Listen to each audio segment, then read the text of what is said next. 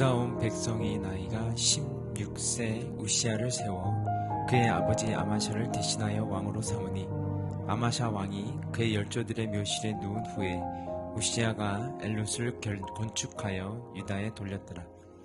우시야가 왕위에 오를 때에 나이가 16세라. 예루살렘에서 52년간 다스리니라. 그의 어머니의 이름은 여골리아요 예루살렘 사람이더라. 우시야가 그의 아버지 아마샤의 모든 행위대로 여호와 보시기에 정직하게 행하며 하나님의 묵시를 밝히 하는 스가랴가 사는 날에 하나님을 찾았고 그가 여호와를 찾을 동안에는 하나님이 형통하게 하셨더라.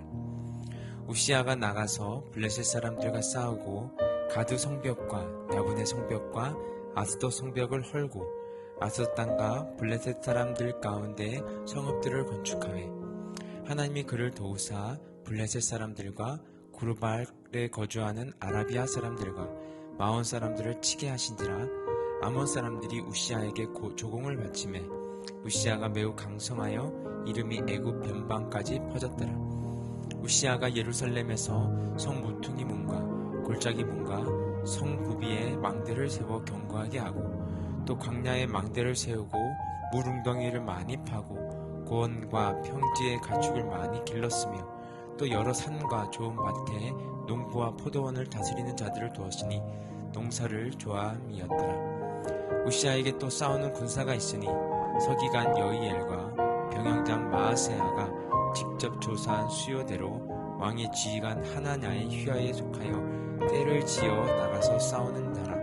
족장의 총수가 2600명이니 모두 큰 용사요 그의 휘하의 군대가 30만 7,500명이라 건장하고 싸움에 능하여 왕을 도와 적을 치는 자이며 우시야가 그의 온 군대를 위하여 방패와 창과 투구와 갑옷과 활과 물맷돌을 준비하고 또 예루살렘에서 재주 있는 사람들에게 무기를 구하나게 하며 망대와 성곽 위에 두고 화살과 큰 돌을 쏘고 던지게 하였으니 그의 이름이 멀리 퍼짐은 기이한 도우심을 얻어 강성하여짐이었더라. 그가 강성하여짐에 그의 마음이 교만하여 악을 행하여 그의 하나님 여호와께 범죄하되 곧 여호와의 성전에 들어가서 향단에 분향하려 한지라.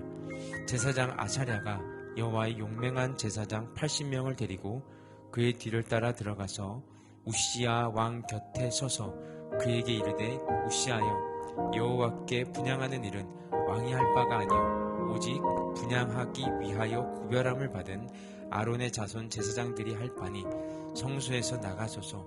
왕이 범죄하였으니 하나님 여호와께서 영광을 얻지 못하리이다. 우시야가 손으로 향로를 잡고 분향하려 하다가 화를 내니 그가 제사장에게 화를 낼 때 여호와의 전 안 향단 곁 제사장들 앞에서 그의 이마에 나병이 생긴지라. 대제사장 아사랴와 모든 제사장이 왕의 이마에 나병이 생겼음을 보고 성전에서 급히 쫓아내고 여호와께서 치심으로 왕도 속히 나가니라. 우시야 왕이 죽는 날까지 나병 환자가 되었고 나병 환자가 되매 여호와의 전에 속 끊어져 결국에 살았으므로 그의 아들 요담이 왕궁을 관리하며 백성을 다스렸더라.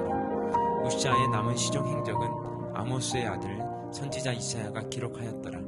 우시야가 그의 조상들과 함께 누움에 그는 나병 환자라 하여 왕들의 묘실에 접한 땅 곧 그의 조상들의 곁에 장사하니라. 그의 아들 요담이 대신하여 왕이 되니라. 아멘. 오랫동안 사회적으로 좋은 편팡을 받고 신뢰를 받던 기업이나 개인이 마지막에 몰락하거나 오명을 쓰는 경우가 종종 있습니다. 그만큼 처음의 마음가짐을 마지막까지 유지하는 것은 쉬운 일이 아닙니다. 그 신뢰를 우리는 유다왕 10번째 왕인 오늘 본문의 우시야 왕에게서 찾아볼 수 있습니다.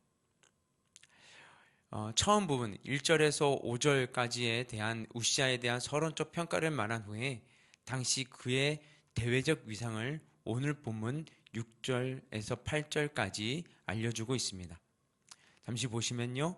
우시야가 나가서 블레셋 사람들과 싸우고 가드 성벽과 야분의 성벽과 아스돗 성벽을 헐고 아스돗 땅과 블레셋 사람들 가운데 성읍들을 건축하매 하나님이 그를 도우사 블레셋 사람들과 구르바을 아래 거주하는 아라비아 사람들과 마온 사람들을 치게 하신지라.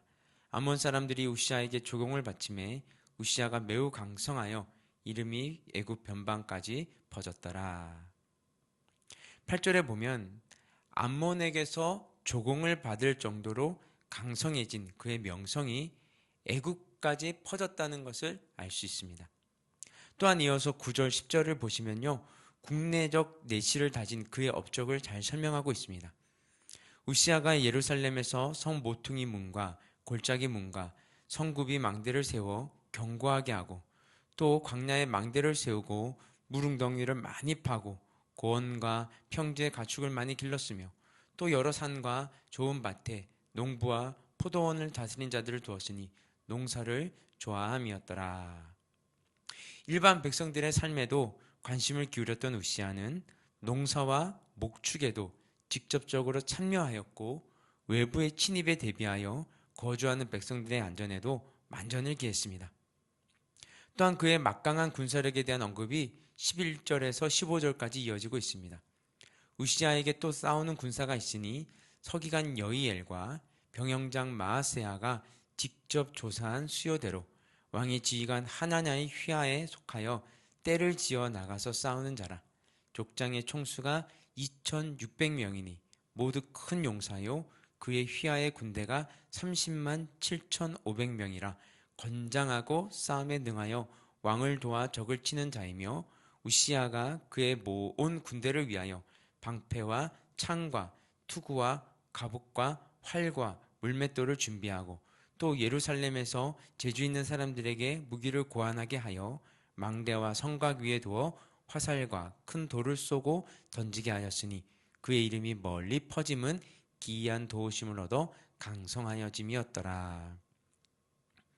우시아에게는 언제라도 전투에 투입할 수 있는 잘 준비된 막강한 군대가 있었습니다. 숙련된 군사 지휘관 2600명의 휘하 아래 30만 7500명의 정예 군사가 잘 정비된 무기와 군사 장비, 최신 병기의 지원을 받으면서 전투에 참여하였기에 강력한 우시아 군대의 소문은 사방에 두루 퍼져 있었습니다. 근데 16절은 이렇게 이어집니다. 그가 강성하여짐에 그의 마음이 교만하여 악을 행하여 그의 하나님 여호와께 범죄하되 곧 여호와의 성전에 들어가서 향단에 분향하려 한지라. 명성이 자자한 그런 막강한 군사력과 국내적 그 내실 위에 다져진 백성의 신임 속에 왕으로서의 존경과 명예를 얻게 된 우시아 왕은 지금까지 자신이 가지지 못했던 것을 차지하고 싶어 합니다. 그것은 바로 영적인 영역, 즉 제사장이 독점하고 있던 제사의 영역까지도 자신이 관여하고 싶었던 것입니다. 이것이 비극의 시작이었습니다. 제사장만이 성전에 들어가서 향단에 분향할 수 있도록 정해놓으신 하나님의 법을 어기며 영적 권세마저 자기 스스로 취하려고 했던 우시아의 행동은 바로 하나님의 영역을 넘보는 교만한 행동이었습니다. 죽기를 각오하고 우시아를 제지하러 들어간 대제사장 아사랴와 80명의 제사장들 앞에서 분향하려던 우시아의 이마에 그 즉시 나병이 생기게 되면서 그는 성전에서 쫓겨나 일평생 죽는 날까지 격리된 나병 환자로서의 삶을 살게 되었습니다. 우시아를 하나님 치셨다고 10절에 분명히 말씀하심으로써 그의 발병은 그의 죄악에 대한 하나님의 진노였음을 알려주고 있습니다. 여러분 보십시오. 16살의 선왕이었던 부친 아마샤를 이어 왕위에 즉위한 우시아에 대한 평가는 오늘 본문 4절 5절에서는 서론적으로, 22절 23절에서는 결론적으로 기록되어 있습니다. 자, 4절 5절의 서론적 평가를 보시면 우시아가 그의 아버지 아마샤의 모든 행위대로 여호와 보시기에 정직하게 행하며 하나님의 묵시를 밝히 하는 스가랴가 사는 날에 하나님을 찾았고 그가 여호와를 찾는 동안에는 하나님이 형통하게 하셨더라. 반면에 22절 23절의 결론적 평가를 보십시오. 우시아의 남은 시종 행적은 아모스의 아들 선지자 이사야가 기록하였더라. 우시아가 그의 조상들과 함께 누움에 그는 나병 환자라. 하여 왕들의 묘실에 접한 땅 곧 그의 조상들의 곁에 장사하니라. 그의 아들 요담이 대신하여 왕이 되니라. 서론적으로 다룬 그의 평가, 즉 그의 삶의 시작은 나쁘지 않았습니다. 여호와 보시기에 정직하게 행하며 하나님을 찾았던 그에게 후한 평가입니다. 그러나 그가 죽은 후에 그에 대한 결론적 평가는 냉정합니다. 왕이었으나 왕실 묘지에 묻히는 것조차 거부당한 저주받은 인생으로 평가하고 있습니다. 2020년을 시작하면서 하나님께서 우리에게 주신 곳에서 하나님의 방법으로 살아가겠다고 결심하는 우리에게 오늘 본문이 얘기하고 있는 바는 무엇이었습니까? 우리 인생의 최종 평가는 오늘 우리가 사는 현 시점에서가 아니라 우시아의 사후, 그에 대한 결론적 평가처럼 우리의 간섭과 개입이 전혀 이루어질 수 없는 이 땅에서의 육신의 삶이 마치고 난 이후에 내려진다는 사실입니다.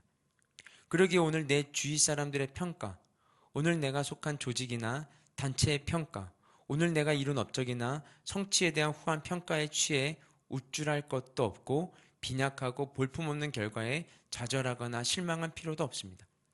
우리에게 결론적 평가, 곧 최종 평가가 있음을 인식하며 살아야 한다는 것입니다. 또한 우리에게 결론적 평가, 곧 최종 평가가 남아있다는 사실을 인식하고 산다면 우리는 결코 우리의 인생을 낭비하며 살아가지 않게 될 것입니다. 우시아가 자신의 최종 평가가 남아있다는 사실을 인식하지 못하였기에 자신의 인생을 허비하며 헛된 욕망을 추구하여 범죄하게 되었지만, 그가 자신의 최종 평가가 하나님 앞에서 남아있음을 인식하였다면 자신의 인생을 하나님 앞에서 가꾸어 갔을 것입니다. 곧 자신의 육신의 자아가 십자가에 달린 예수님과 함께 죽고 3일 만에 부활하신 예수님 안에서 우리의 새로운 자아가 살아가는 것, 이것이 바로 산 제물로 드려지는 것, 즉 우리의 인생을 가꾸어 가는 것입니다. 이것이 바로 우리의 예배의 삶, 기도의 삶을 통해 이루어지는 것입니다. 옛 자아가 처리되고 새로운 주님 안에서의 새로운 자아로 살아나는 것입니다. 이것이 예배와 기도의 시간을 통해서 하나님이 우리를 다루시는 역사입니다. 우시아는 형통하게 된 이후에 하나님을 찾지 않았습니다. 그가 자신의 최종 평가가 남아있다는 사실을 알았다면 그 최종 평가가 남아있는 자신의 인생을 하나님 앞에서 가꾸어 갔을 것입니다. 그러나 그는 당시 예언자 스가랴가 죽은 후에는 여호와를 찾지 않았습니다. 자신의 삶을 하나님 앞에서 가꾸어 가지 않았다는 의미고, 곧 욕망으로 가득 찬 자신의 옛 자아가 하나님 앞에서 다루어질 기회를 스스로 날려버렸다는 의미이기도 합니다. 결국 그는 교만해져 하나님의 영역에 도전하는 죄악을 범하게 됩니다. 우리에게는 우리의 손이 닿지 않는 최종 평가가 하나님 앞에 남아 있습니다. 그러기에 우리는 우리 인생을 하나님 앞에서 가꾸어 가야만 합니다. 우리의 옛 자아가 죽고 새로운 자아로 거듭나는 예배와 기도의 시간을 통해서 하나님이 기뻐하시는 거룩한 산 제물로 우리의 몸을 날마다 드려야 합니다. 예배와 기도를 통해 우리 자신을 날마다 제물로 드릴 때, 즉 우리가 우리 인생을 주님의 능하신 손길 아래 가꾸어 갈 때 우리의 인생은 세상 속에서 하나님이 제안하시는 새로운 대안, 하나님의 새로운 대책으로 살아가게 될 것입니다. 우리 함께 기도하겠습니다. 사랑과 은혜가 풍성하신 하나님 아버지, 처음 하나님을 향해 가졌던 마음을 인생의 마지막 순간까지 놓치지 않고 더욱 깊어지는 주님의 사람들로 살아가게 하옵소서. 오늘 주님이 마음과 정성을 다하여 심어주신 자리에서 오늘 하루의 끝 시간까지 하나님의 대책으로, 하나님의 방법으로 견실하게 살아가는 우리가 되게 하여 주시옵소서. 이 모든 말씀 예수님의 이름으로 기도드렸습니다. 아멘. 우리 계속해서 개인 기도 제목 가지고 기도하며 나아가도록 하겠습니다.